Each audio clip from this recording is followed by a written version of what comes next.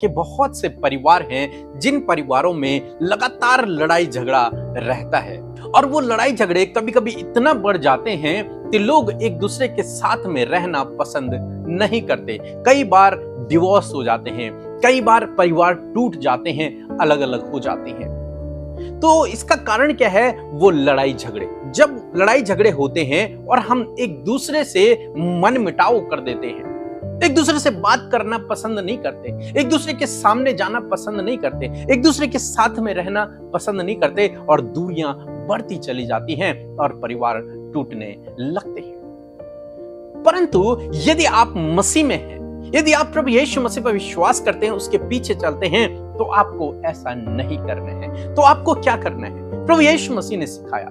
मत्ती रचित सुसमाचार उसका 18 अध्याय और 22 पद, जहां पर कुछ इस प्रकार से लिखा है।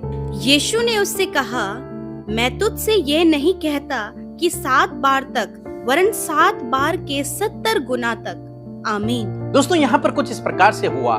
पतरस यीशु मसीह के पास आया और पतरस ने यीशु मसीह से यह सवाल पूछा कि प्रभु, यदि मेरा भाई बार बार मेरे विरोध में गुनाह करे, मेरे विरोध में कार्य करे, तो मैं उसे कितनी बार क्षमा करूं? क्या 7 बार क्षमा करूं?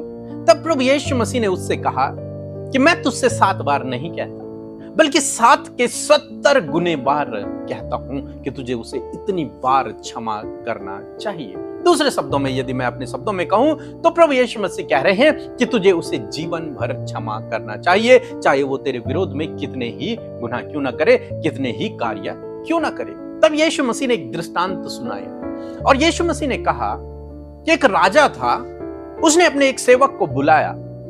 उस सेवक ने राजा का कर्ज देना था। तो राजा ने सेवक से पूछा कर्ज के बारे में, तो उस सेवक के पास कर्ज लौटाने के लिए कुछ भी नहीं था। तो राजा ने कहा, इसके पास जो कुछ है, घर, जो कुछ इसके पास है, उसे बेचकर इसका कर्ज भर दिया जाए। परंतु वो सेवक राजा के पैरों में गिरा, गिड़गिड़ाने लगा, माफी मांगने लगा और कहने लगा कि मुझे कुछ समय और दे, मैं पूरा कर्ज चुका दूंगा।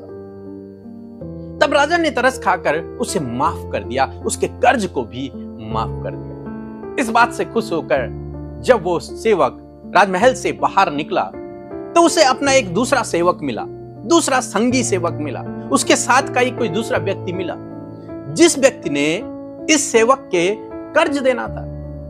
और ये सेवक जो राजा से अभी अभी आया था, वो उस दूसरे सेवक के पास गया और उसे मारने लगा, उसे कहने लगा कि तूने मेरा कर्ज देना है, वो तू वापस कर। और वो सेवक भी इस सेवक के पैरों में गिरा और गिड़गिड़ाने लगा कि मुझे कुछ समय और दे, मैं तेरा पूरा कर्जा भर दूंगा। लेकिन इसने उस पर दया नहीं की, इसने उसे बंदी गृह में डाल दिया, तब तक जब तक कि अपना पूरा कर्जा लौटा न दे। उन बाकी लोगों में से किसी ने राजा को यह बात बता दी कि जिसे तूने क्षमा किया था, उसने अपने दूसरे संगी दास को, जिसने उसका कर्ज देना था, उसे क्षमा नहीं किया। तब राजा ने उसे बुलाया, उस सेवक को बुलाया और उससे कहा, क्या मैंने तुझ पर दया नहीं की? क्या मैंने तेरा कर्ज माफ नहीं किया? क्या तुझे ऐसा ही नहीं चाहिए था कि तू भी उस दूसरे सेवक का कर्ज माफ करता? तूने ऐसा क्यों नहीं किया? इसलिए अब इसे भी बंदी गृह में डाल, और उसे बंदी गृह में डाल दिया गया। दोस्तों, ये कहानी, ये दृष्टांत हमें सिखाता है कि हमें दूसरों के अपराधों को क्षमा करना है।